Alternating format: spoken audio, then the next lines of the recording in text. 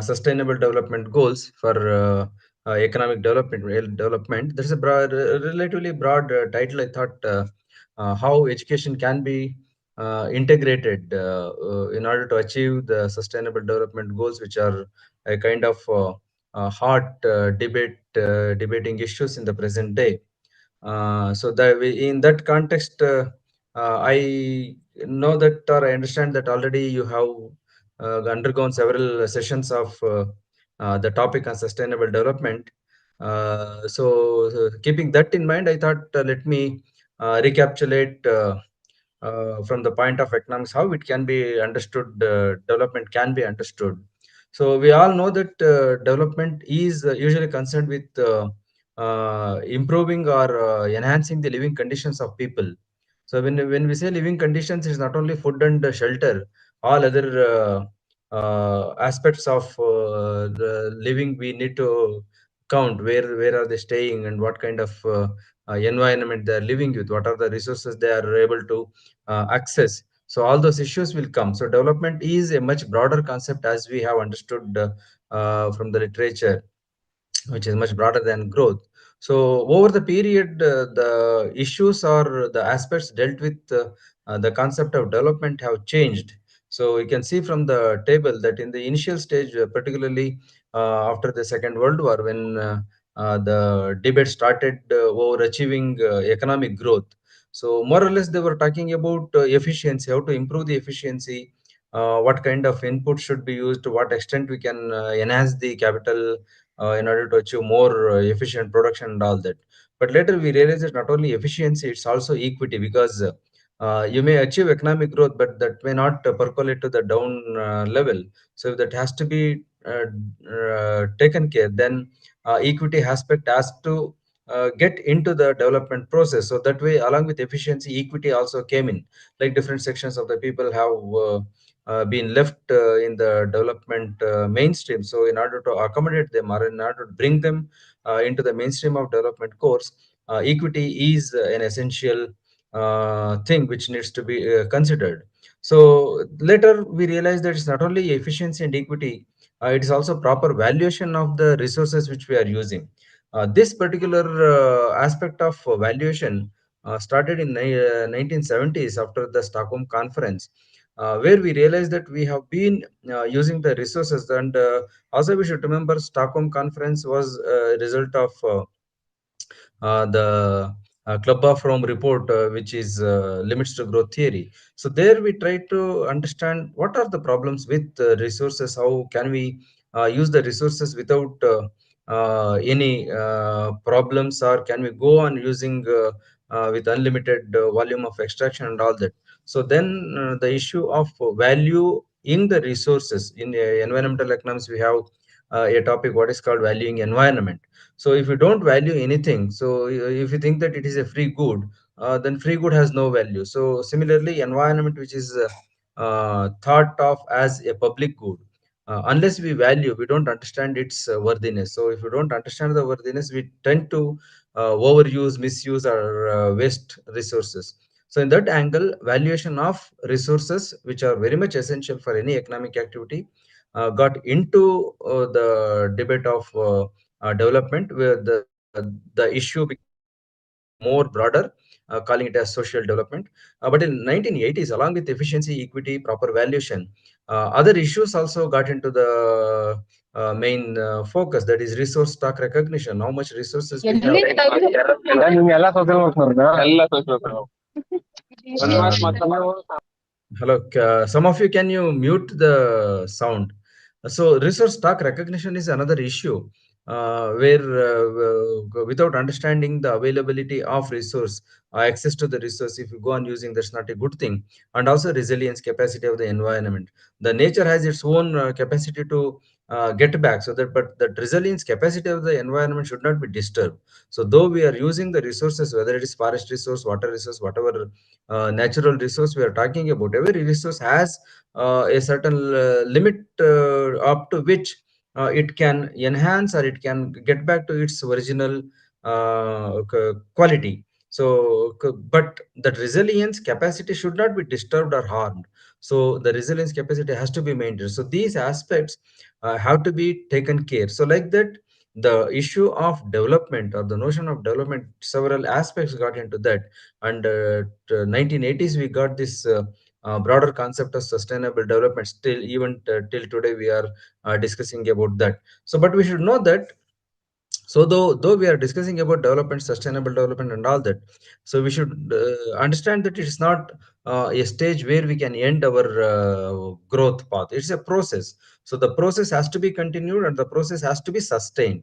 So if we can sustain the process of development, keeping all aspects into mind, so that usually we can think of sustainable development. So in order to achieve this sustainable development, what all we need, so we need, like, in order to increase the welfare, we need production, distribution, consumption of all the goods and services. To what extent we can produce, to what extent we can distribute, all of them depend on several issues. So for example, what is the human capital available, man-made capital available in the economy, resources, whether non-renewable or non-renewable. So here today, what I'm concentrating on human capital,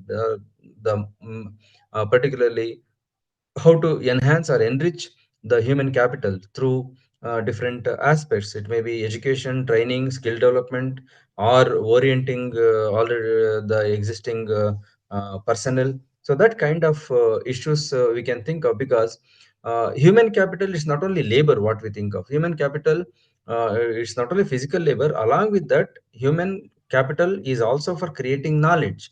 So the knowledge has to be created, and that knowledge can be created through education only. So that way, education is an important instrument or tool in order to develop human capital or enhance the productivity of human capital. So that way, education is a tool. So what is the history of sustainable development? I told in the beginning, in 1972, the Meadows published a book, The Limits to Growth Theory. That's a report for the Club of Rome.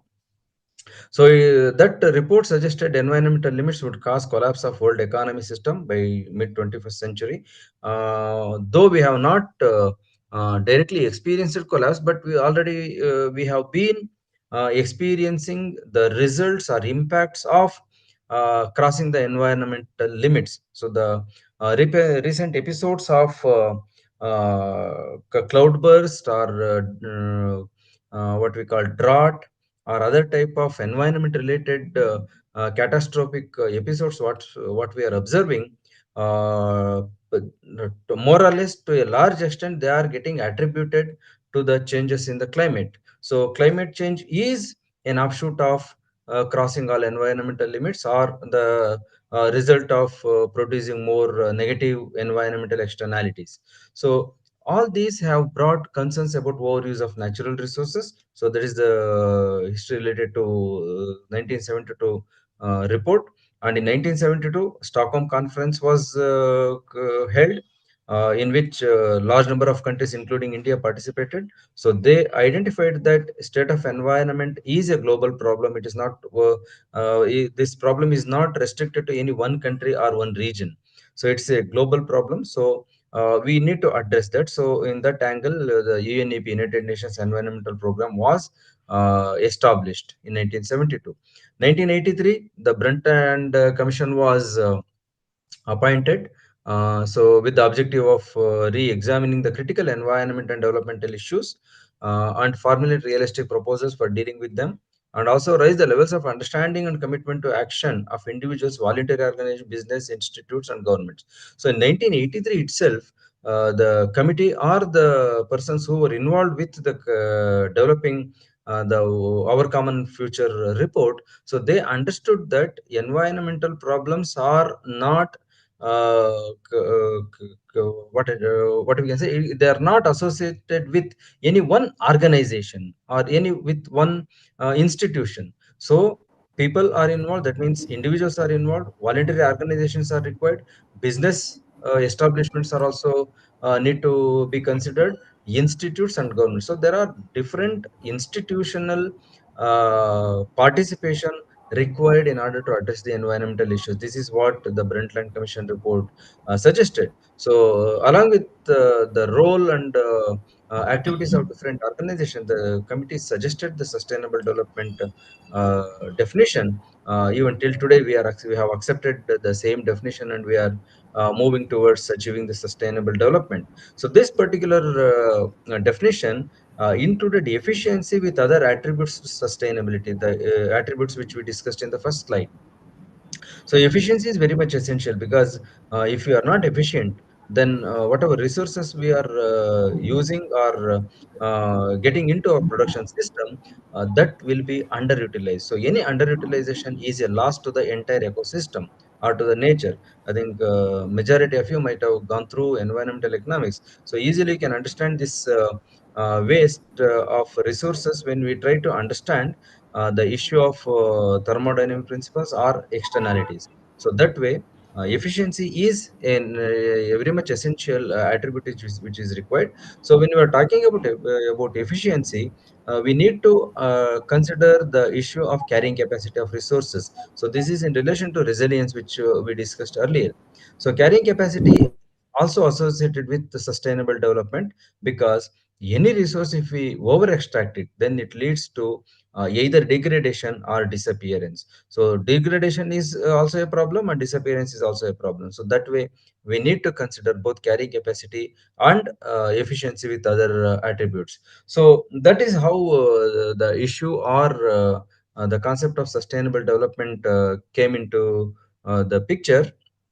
And in 2014, United Nations brought out, uh, considering all the previous experiences, like instead of, as I told in just now, instead of attempting piecemeal exercises, so let us put together what all is required. So in order to achieve sustainable development, what are the key areas or important strategic areas which are required to be addressed? So, in that perspective, several goals were identified, and these goals were referred as sustainable development goals. And 17 sustainable development goals were identified. More or less, these 17 development goals cover all aspects of an economy. So, when I say an economy is not cannot an economy cannot exist without a political institution, without a social institution, or other type of organizations which are very much essential for a good living in any region. So, keeping that in mind, all these 17 sustainable development goals directly, indirectly attempt to address several aspects which are very much essential for a healthy, happy living of an individual. So, in that angle, the first one is no poverty. So, end poverty in all its forms everywhere, and zero hunger. I'm not elaborating all this, because already almost you must have uh, gone through these goals several times. So just I'm trying to be more shorter.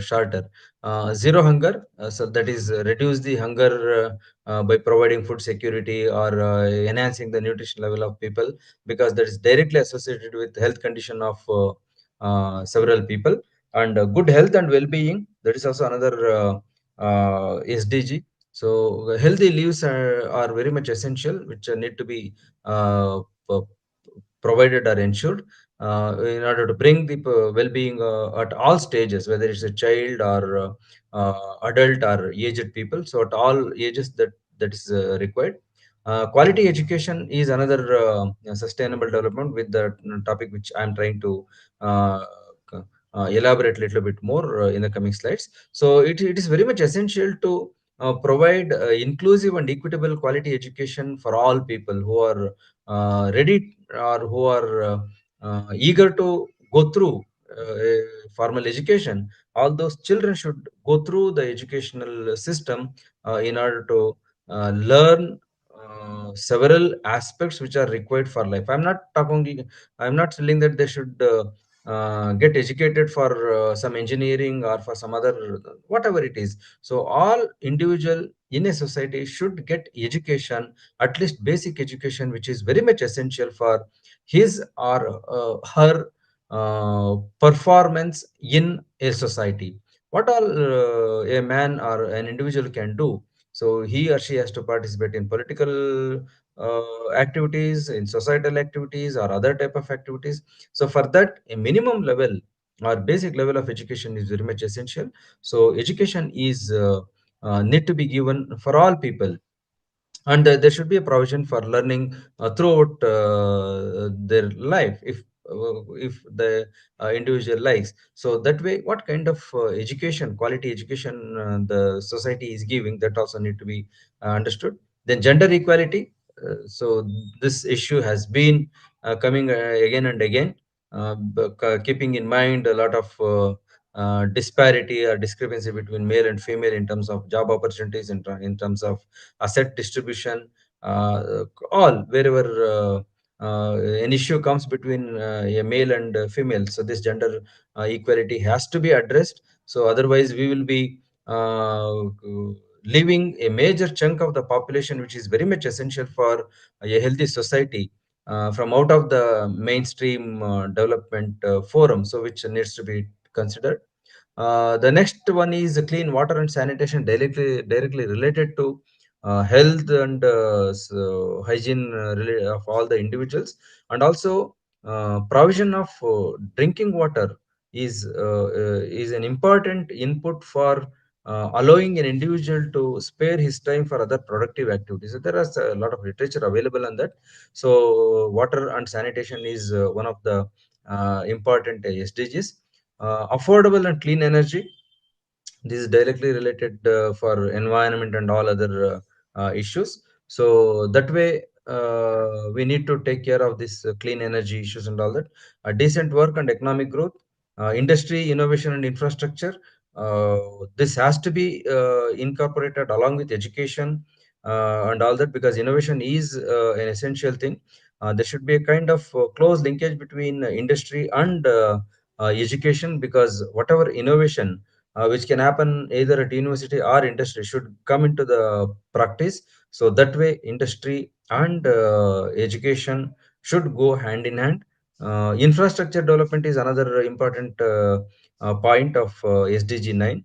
So because without infrastructure, whatever we are talking about, that may not be materialized. So infrastructure development is an important objective. And the 10th one is reduced inequalities. So through various activities, maybe poverty and all that issues. Sustainable cities and communities. Urbanization is a major happening nowadays. So along with urbanization, whether it is a city or town or small town or bigger town, several issues will come up which are related to urban areas. All those issues need to be understood in terms of human settlements, where people will live a standard or a respectful life, even in a so-called slum and all that. So that way, cities have to be sustainable, keeping all aspects in mind. Sustainable consumption and production, this is another important, because though we are achieving economic growth, we may not be able to provide nutritious food for the children, which may end up with several related issues. So sustainable consumption and production is another SDG which has to be taken care. Climate action, already we have, as I told, we have been experiencing the impacts of climate change through the last few years. It's not this year alone. For the past few years, we have been experiencing the negative impacts of climate change. The issue need to be addressed seriously. And life below water, that means what aqua life, if we are talking about, how, what kind of livings are there? Can we protect it? Shall we protect it? Should we protect or not? So this kind of issues several again and again come up. But it's our responsibility to protect the aqua or marine system also, in order to keep the sustainable development. Life on land, that's once we talk about water, above land also. So it is our responsibility to protect, restore and promote sustainable use of terrestrial ecosystems.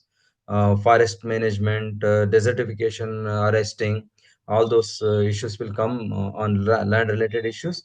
Peace, justice and strong institution, this is what I was telling, where Brundtland Commission report addressed institutions as a strong element are organs of bringing the sustainable development. So that way, establishing peace is an important point, along with provision of justice, for which institutional arrangement is required. So, particularly judicial system. So we have been coming across various cases where the proactive judicial system is trying to protect environment. I'm not saying that only judicial system can protect the environment. No. So all other organs of the government, whether it is uh, legislature or execution related, so all of them are very much essential when we say an institution, in order to protect the environment or conserve the environment. And partnerships, the 17th SDG is partnership.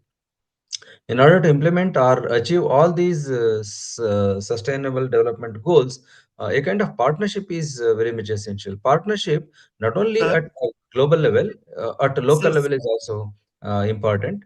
Pardon? sir, sorry for the disturbance. Your Yeah. slides are not moving, sir. We are on the first slide only, sir. Is it? Okay, okay, okay, okay. Yes, sir. Just a minute. Slides are not moving, sir. Now? Yes, Now sir. also? Now moving. Now Now moving, moving, moving. yes, sir. Moving, Okay. sir. Yeah, Sir, I put it in presentation mode, sir. Sorry. okay, I put that in presentation mode. Maybe that is the Yeah, reason. please, please. Yeah. Yeah. Okay. So, sorry for that thing.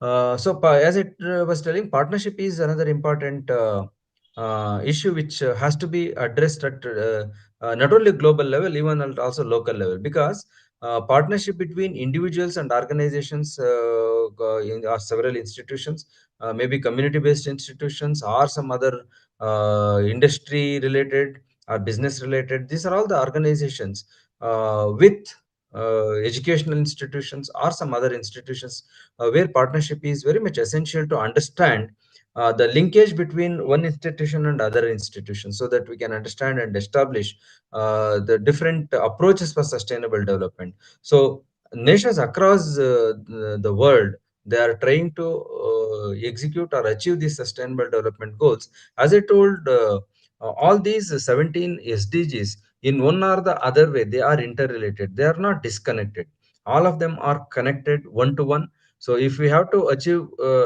sustainable life on land, we need to address all other issues.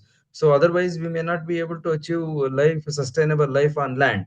It's not only maintaining the terrestrial ecosystem, it's also maintaining the life of people on the soil or on the earth. So for which we need all these SDGs are required. So keeping this broad perspective in mind, what I thought, education is one of the important tool or instrument which definitely can help in achieving sustainable development goals to be fulfilled. So keeping that in mind, I thought, let us understand how the different institutions involved in providing education may take action or may try to develop several aspects or incorporating several aspects into the education provision of education and all that. So in that angle, let us look at how can we integrate education with the sustainable development goal. So we all know that education, it's a fundamental driver of economic development. I need not to go back to theoretical aspects, but generally we understand that education is source of knowledge. So the knowledge which is created at educational institutions or at the R&D related centers, so it has to come into the production, then it has to come to the consumer level. So like that, if we start analyzing the backward and forward linkages, education definitely has a strong role to be played in furthering economic development. So there is a lot of literature to be read on this aspect, uh, but education is an important tool to promote economic development. How it equips individuals with knowledge, it provides skills or it develops skills, and more important, it enhance the critical thinking capacity of an individual. I'm not saying that all are do not think critically. More or less every individual think which one is right, which one is wrong. So that way, when we are talking about what is right, what is wrong. So critical thinking is very much essential, particularly when we are talking about environment. So which is good for the environment? Can we adopt a particular production technology?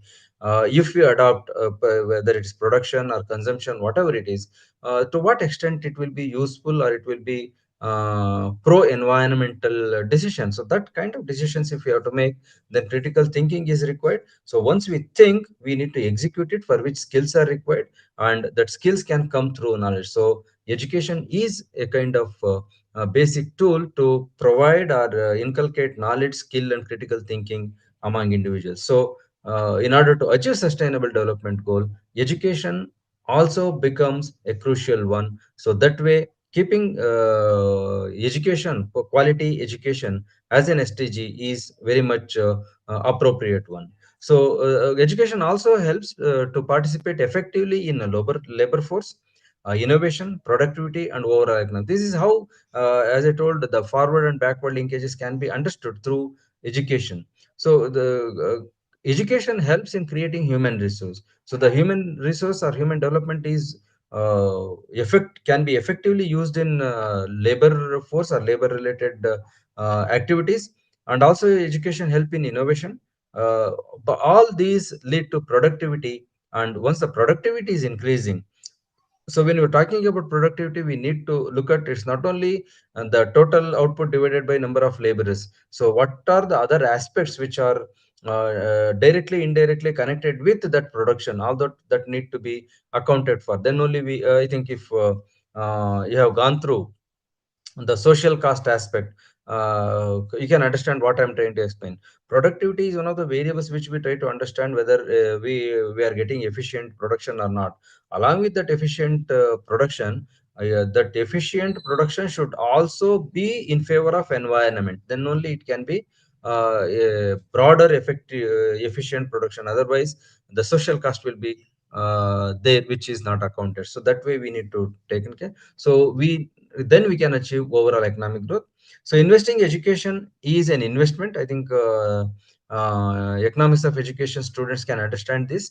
Where we know that education is a commodity which can be put both as investment and also consumption. So that way, investing in education is an investment in in human capital, and also a catalyst for long-term prosperity and social progress. So if we invest today in education of all the individuals in a society, those educated people will be a kind of productive agents in the coming years, which will definitely increase the prosperity and social progress and social well-being of almost all the people. Because in any society we will be having dependents and working population, and if we have more working population with with good education and all that, where they have the knowledge, skill, and critical thinking and all that, definitely their productivity will be more, and that way the long term prosperity and social well-being will be good.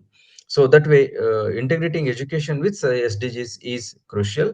So education can contribute in different ways for economic development, which we can see through different points. Increase productivity and innovation, because education contributes for that through increasing skills and knowledge. So increase productivity and innovation is definitely a part uh, in education. When we are providing good education with the skill and all that, definitely productivity will be improved, and innovation also leads to increased productivity. Enhanced competitiveness. Education can increase the competitiveness among the labor force or among the industrial units across states or across nations. So the competitiveness can be both local and global. So the local means country like India, which has more number of states. Definitely, state to state, there may be a competition in order to bring more good investment, particularly for this investment through what we say, uh, foreign direct investment, or MNCs coming out. For example, you can take a kind of uh,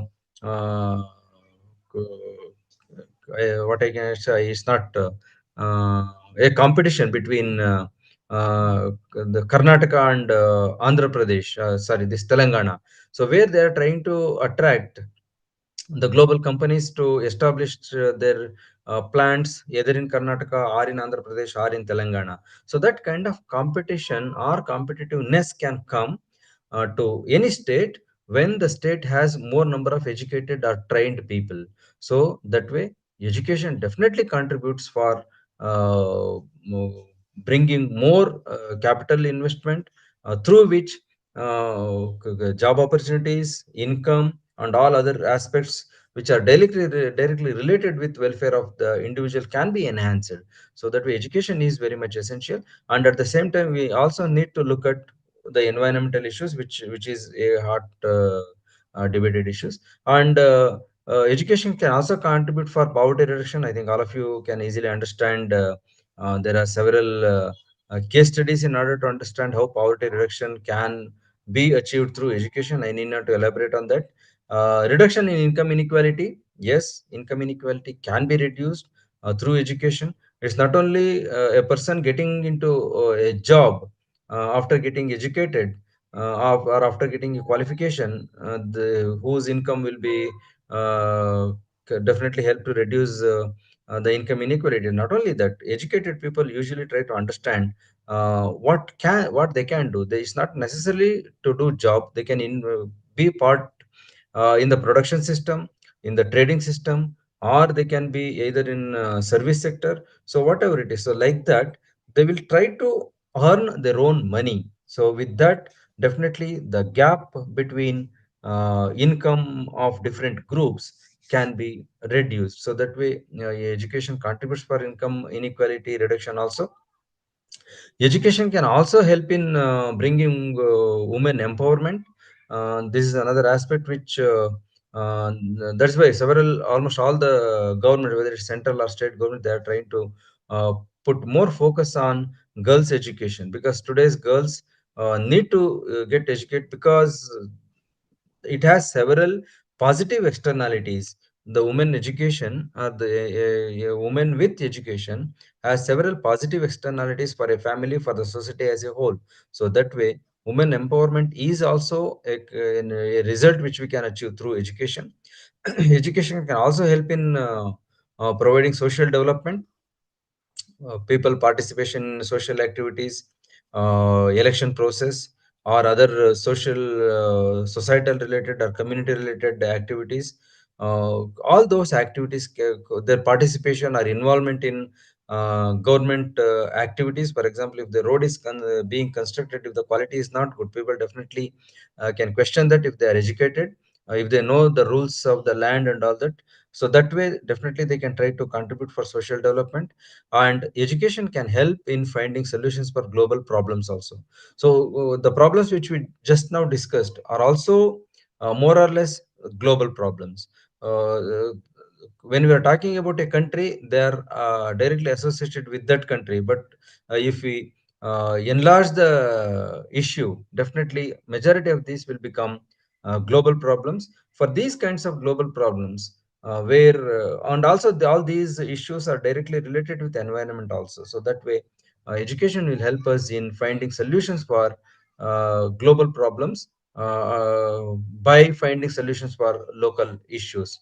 So then, what are the different methods by which we can try to integrate education with sustainable development? There are several aspects which you can go through. Like integrating education, the SDGs is necessary for addressing global challenges and achieving sustainable future.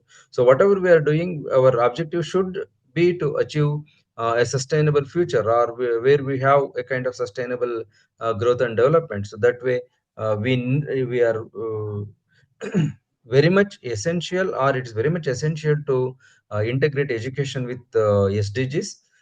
It requires aligning educational curricula and practices with the principles and targets of SDGs. I think those who are involved with developing syllabus in educational institutions, particularly those who are with university services, so they will be understanding how this curriculum is going to be developed by looking into different aspects. It's not only a student's overall learning process, how what the student is going to learn, how he is going to learn, that also does matter. That means it's not only class lectures or tutorials. Along with class, what all other aspects which are very much essential for a student to learn or to go through, uh, in order to understand what is happening in the economy or in the society or in the political field. So or how the technology, science and technology, new innovations are getting adapted to the society, all that issue one has to understand. Means the curriculum is very much crucial. So that way curriculum has to be developed in such a way that it is aligned with SDGs and also designed in order to execute the sustainable development goals. So for doing that, introduce SDGs in course content. I think recently, whether it is national education policy or the state level education policies of different states, definitely they are trying to bring in more environment related issues which are directly related to sustainable development goals into the course structure. That's why I was telling, if you are involved in developing syllabus in any university or in your own college, if the college is autonomous, then definitely we will be able to understand how these SDGs can be brought into the curriculum structure. So for which we need to align course objectives with SDGs. For example, if we are talking about economics alone, along with the several papers of economics, let us introduce environmental economics. So environmental economics definitely will help a student to understand the interlinkages between economy and environment. So without understanding that, definitely we will be like only reading economics without knowing what is environment. So instead of that, align environment related topics or issues with all other courses. Course means a paper I'm talking about. Program is a broader concept. Course is a minor concept in that. So like that, we need to develop syllabus or content of the course in such a way that all the 17 sustainable development goals in one or the other manner are incorporated, so that the student will learn and try to execute in the coming years. So bring interdisciplinary approach. This is very much essential what we are doing. So we are trying to understand each subject in its own manner.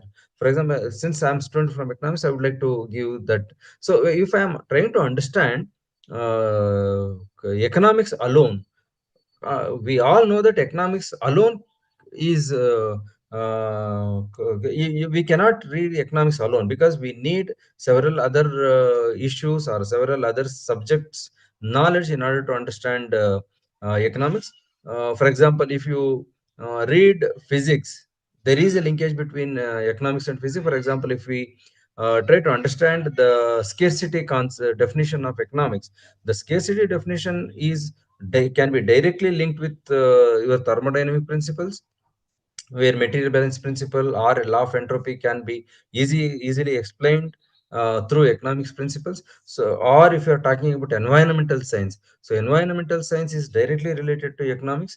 Let us say engineering, yes, economics is a part. Health, economics is part, because all those activities involve in one or the other way finance related aspects, where decisions have to be taken on finance related issues. So the finance related issues can be decided based on cost and return.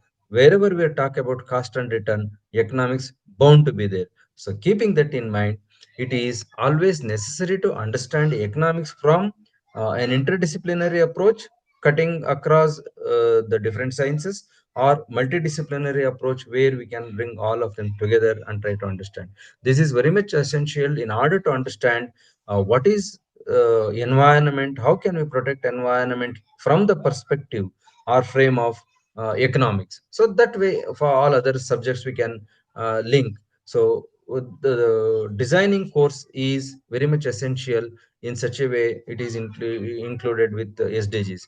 So introduce thematic courses and case studies. So thematic courses, like as I told, environmental economics, or nowadays climate change. The economics of climate change is getting more prominence. So we need to devise or design modules or courses in such a way that the critical themes are incorporated into the structure or into the syllabus, so that the student will understand what are the problems, what are the solutions. If a particular problem is there, how what different types of solutions can be addressed. So that kind of critical thinking can be developed by bringing thematic courses and case studies. Case studies definitely will help in understanding an in-depth situation of a particular case. So modules need to be developed keeping various SDGs in mind.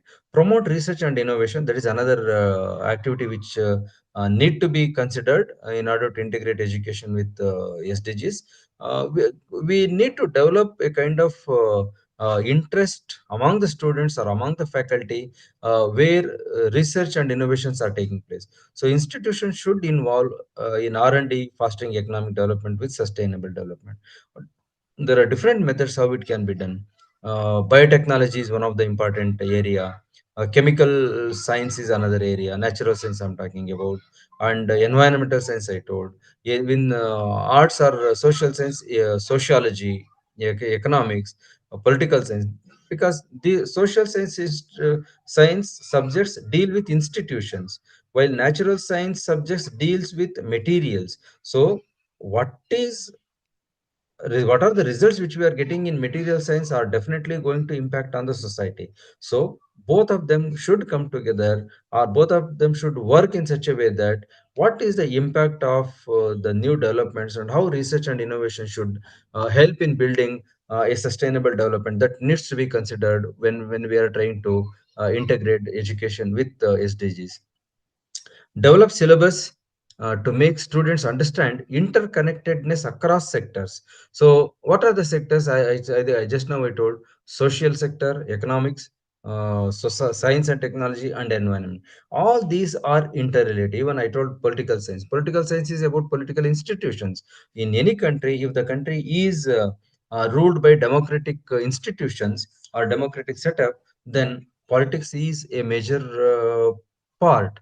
So we need to understand what kind of political institutions we have, and how political decisions are impacting on all these: society, economic sector, science and technology sector, and environment. So that has to be made in the syllabus, so that the students can understand the interconnectedness of these different sectors. So what are the other methods we can think of is adopt innovative teaching methods. So introduce project-based learning. I think this usually can happen in higher education.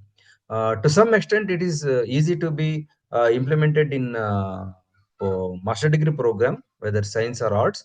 At graduation level, maybe a little difficult, but definitely it will help in understanding or in enhancing the students' ability to understand how a particular problem can be solved. Like, for example, sustainable agriculture.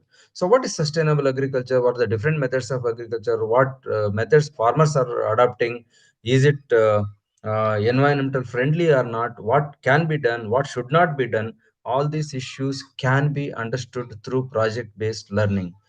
So that kind of method can be adopted. Also, we can provide experiential learning methods. So where opportunities are given to the students to hands-on programs. For example, hands-on programs, community involvement, field-based studies. If a project-based learning is introduced, community involvement through community involvement, he or she can learn, or field-based studies also, project-related works can be completed. So, experiential learning provide an opportunity for a student to understand what is the problem actually, how solutions can be addressed or arrived. So that kind of hands-on programs should be given for the students in order to understand the problems, because that will enhance the skill development, skill scope of the student, which is very much essential nowadays. So learn by addressing problems. So the real world issues need to be analyzed for solving problems. For example, I told a farmer may be facing the problem of overutilization of fertilizer, which will lead to salinization of the soil. So how that problems can be addressed? What are the solutions for that? So there are the real problems in agriculture sector. So it definitely it has a direct link with agriculture sustainability food security related issues, health issues, labor force related issues. So there are several issues which are related directly, indirectly to one of the other SDGs. So a student or the syllabus should be developed in such a way that whatever he or she is learning should be able to address the practical problems. So our teaching methods should be in such a way, our focus should be like that. So learn through case studies. I told case studies definitely help in understanding an in-depth level of problem. So how a problem can be resolved, or what are the methods? If there is a successful story, what type of methodologies or solutions he or she, maybe an institution or an individual, how they have adapted to the new development. So case studies will definitely throw light on understanding the uh, understanding like how exactly an institution try to address a particular problem. For example, let us say there may be a village forest committee. A village forest committee, if is able to solve the conflict between the villagers and utilizing the NTFPs, non-timber forest product, then definitely that is a good case for study. So how these people have resolved the conflict between the forest related issue and the villages. So that kind of case studies will definitely help us in understanding the problem resolving issues. So adapting technology in teaching. So this is another aspect which is coming up, or which is being considered in almost everywhere. Online resources. Now, we need not to depend on only physical libraries. Online, there are several online resources are available, and if we just a moment of time, we can get plenty of resources. Also we can have interactive platforms where focus group discussions can be held in order to address maybe environmental issue or economic development issue or social issue, whatever it is. We, in one or the other way, all of them are linked with.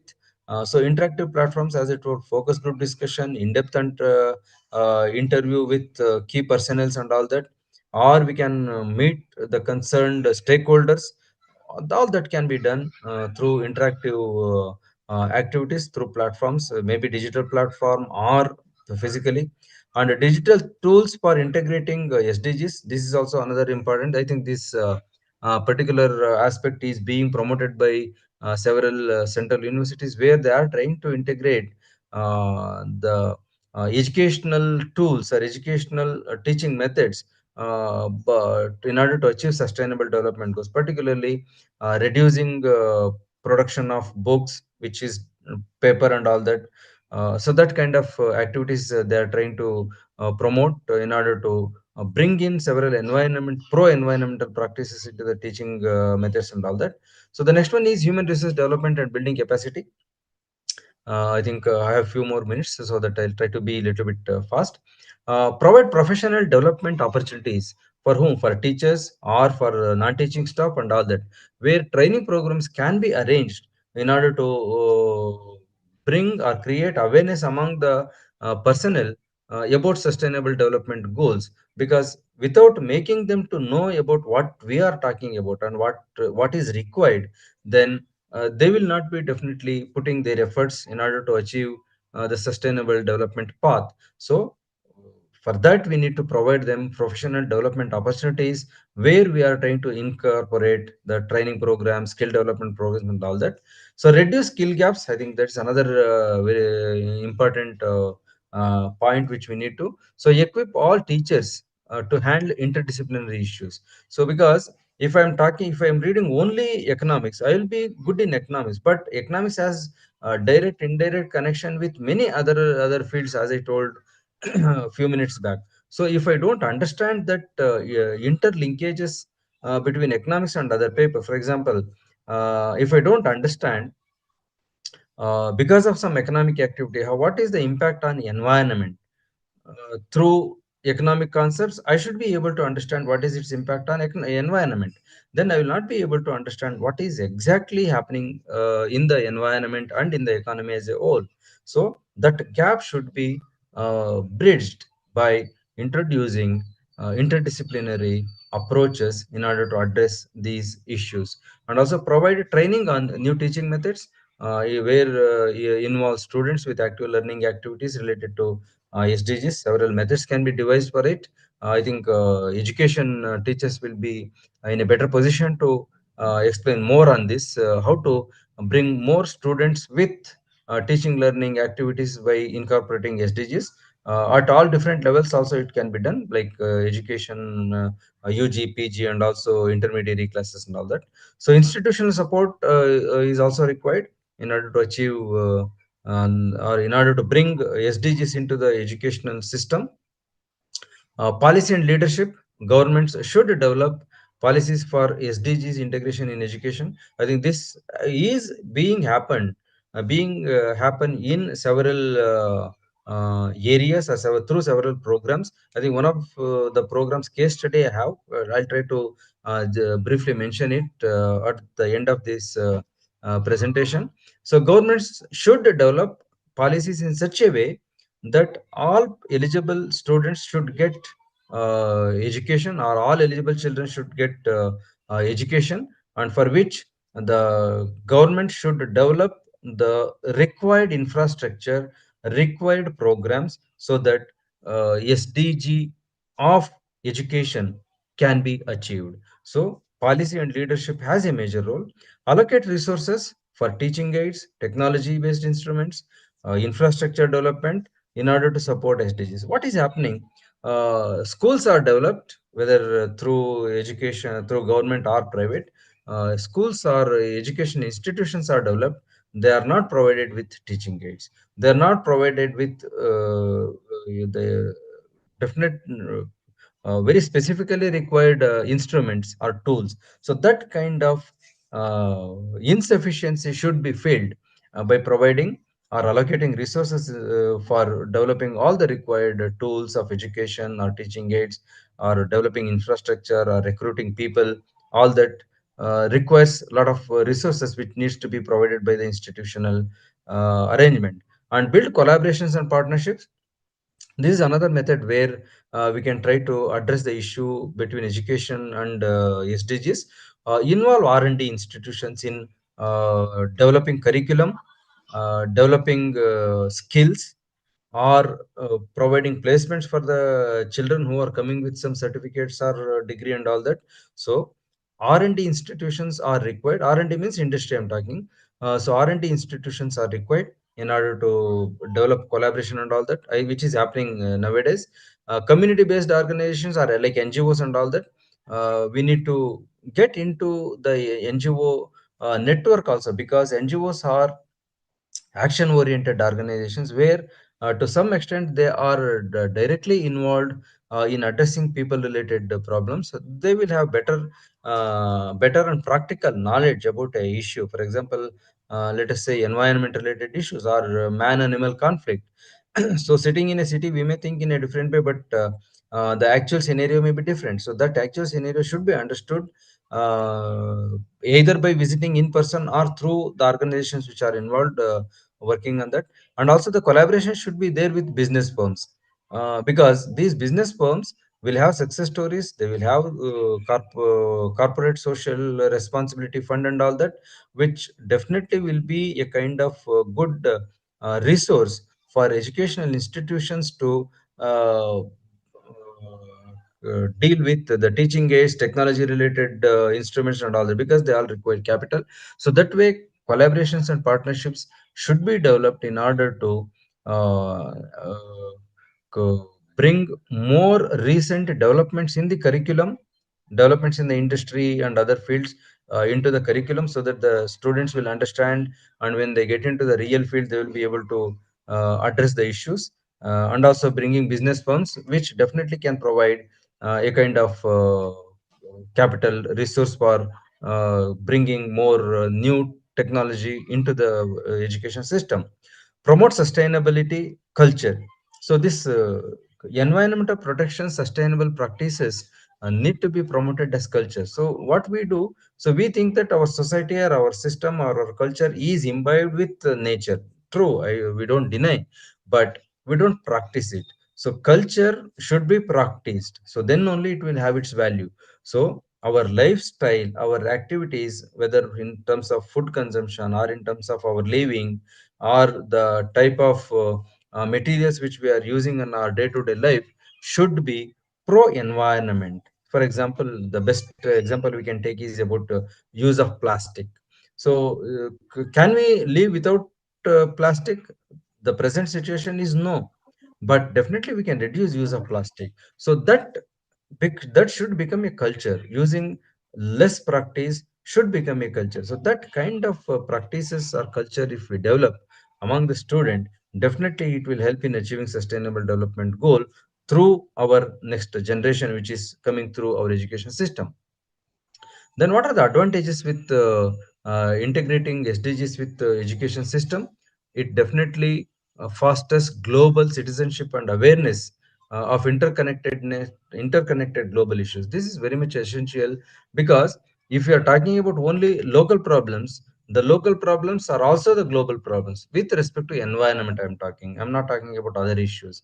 So with respect to environment, if we are thinking that when we discuss about environmental pollution, so usually we say local pollution, national pollution, and international pollution, or global external, local externalities, national level externalities, and global externalities, particularly negative externalities. So if we have to understand or address those kinds of issues, definitely understanding the issues at a global level is very much essential, for which if we include these SDGs with our education system, that will help a child or a student to understand what are the global level issues, how can we address that. So fostering global citizenship with awareness and all that can be easily developed. And integrating SDGs with education definitely develops critical thinking. So when I said critical thinking, if I am cutting a part of forest, what will happen? So that kind of it's not only bringing that land to agriculture. Along with that, there are several negative effects or indirect costs which are associated with felling trees in a patch of forest land. So what are those? So can we go ahead with that? Though it's going to be at a higher level of cost. So that kind of critical thinking, where different sectors are involved, can be a gain or an advantage of integrating SDGs. And also the student or the stakeholder will be in a position to address problem solving mechanism, because so he will be able to understand what is environmental issues or what is sustainability issues, what are the goals we need to achieve, and that can be addressed or that can be learned or met through education, because the student has gone through that education system. So all this will help in collaborative skills also. So the collaborative skills not only with one particular discipline, with other disciplines also, with other institutions or other organizations and all that. So that way collaborative skills can be developed by integrating SDGs into education. I'm talking all that with respect to environment only, not other collaboration, like maybe financial collaboration, administrative not that one I'm talking about. With respect to environment, it enhances the social equity and address the disparities through inclusive education. So if you bring more number of children into the education system, definitely it tries to reduce the social inequality, and also the disparities in the society can be reduced by providing adequate and uh, accessible education, because there are several children who may not be able to afford for education because of several reasons. Now, I'm not only talking about private education, private system of education, even government education. If the child is staying in an interior place or a far away place, then definitely the child will be deprived from the education system. So that kind of disparities need to be addressed. So education definitely will help in bringing this kind of disparities to a smaller level.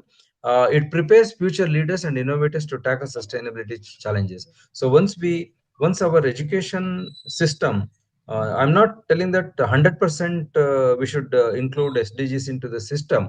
That means only SDGs should be learned. No, main along with main course, a student should also learn what are SDGs, how these SDGs can be addressed through whatever formal education he or she is getting. So definitely that will develop or enhance the the future leaders' capability to address sustainability issues, and it contributes for achieving SDGs and creating more sustainable and equitable world. I think the end result of providing education with SDGs integrated will bring more sustainable and equitable world. I think that we can think of. What should be done for that? So increase resource allocation for that, and develop specialized material teaching materials, maybe technology, adapting technology and all that, or developing new course materials and all that. So that can be done, for which resource allocation is required, or provide accessible means for the children to get educated. There are several ways, that one of them I'll be talking about. Integrate SDGs into the existing subjects, like linking climate change to physics concepts, linking climate change to economics concepts. So that can be done in order to understand what are the broader impacts, with some minor activities that definitely is going to be useful. Implement comprehensive pre-service and in-service training programs focused on environmental sustainable development and interdisciplinary teaching. This is what I was telling. So the training should be there. Pre-service means before joining to the service or during education system. For example, engineering students undergo several service training programs during their coursework. So that kind of skill enhancing courses or skill developing courses are very much essential. And also once they get into the job, then also in-service training programs are required in order to upgrade their skills or upgrade their knowledge, everything. So emphasize project-based learning. I mentioned this real-world application related experiential education to make sustainable development goals education more engaging and more relevant. So this is how we can try to achieve our education with sustainable development goal. So this is through that we can try to achieve. And a few minutes I'll take to explain how one of the programs I thought I can bring into your notice. State governments provide hostel facility for children for their education, for those children who are coming from a distant place, as I told. So government hostels are a kind of solution for majority of the students. This is just a kind of introductory remark. Education, definitely. Evaluation of government hostels help in assessing functioning and services of hostels, in filling Sustainable Development Goal 4 and Sustainable Development Goal 10, which we discussed a little bit earlier. So the study considered about 2,300, 2,134 pre and post metric hostels of Social Welfare Department in Karnataka. So there are a lot of distribution disparity we can see. Gulbarga has highest number 154, with Udupi and Kodagu in Karnataka having less than or around 22. What is the demand and supply scenario? Yes, the department has created about hostel facilities for 1,60,000 students.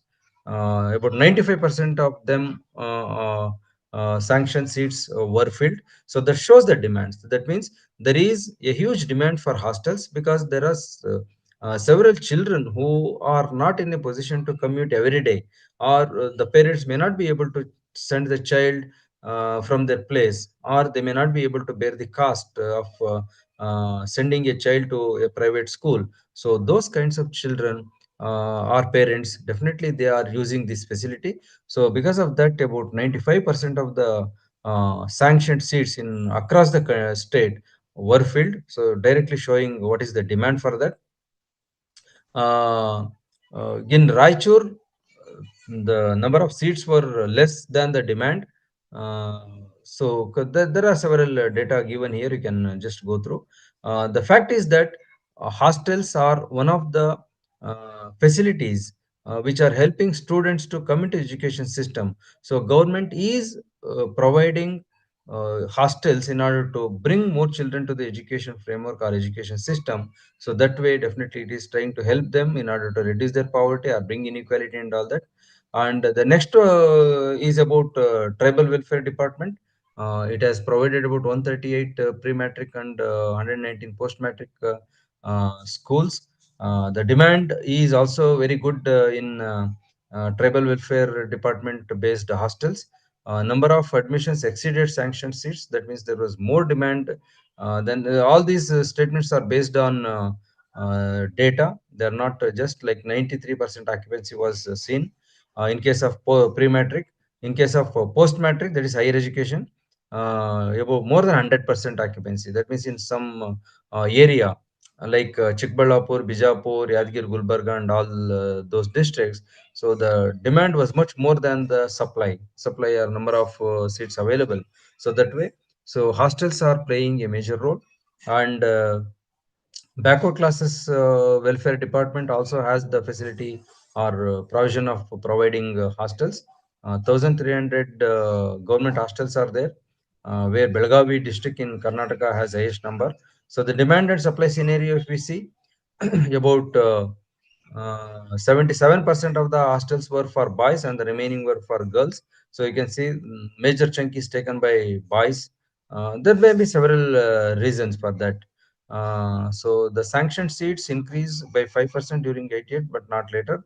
So the demand is like 72% seats are filled, uh, relatively less compared to other two departments hostels. But the surplus seats were seen in pre-matric backward classes hostels. So where we can think of how to initiate more number of students to come into all that.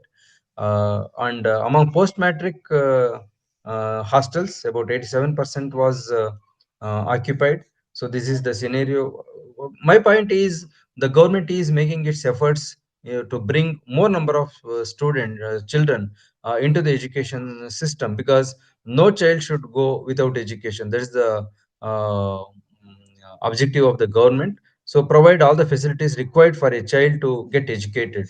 So whether it is at primary school, middle school, or higher level education, the child should get educated, for which the government, as an institution of taking care of the people, should provide. So what are the socio-economic profile? I think I need not to discuss too much on this, because in almost all the departments hostels, it's not only that particular category students got admitted, because there is some amount of reservation given for all categories of the society. So that way, whether it's social welfare department, tribal welfare, or backward classes, we find almost all students across all categories of hostels. So that way, the what I guess social justice is more or less maintained across different departments.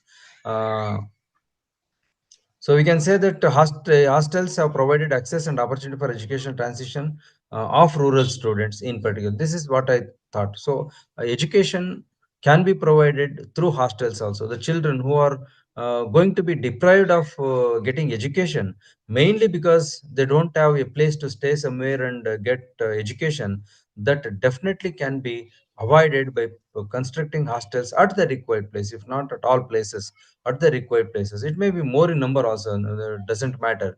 But the student should not go without education. That way, it's very much essential. So hostels have been playing a major role, and impact we can see. Yes, impact is there at both pre and post matric hostels.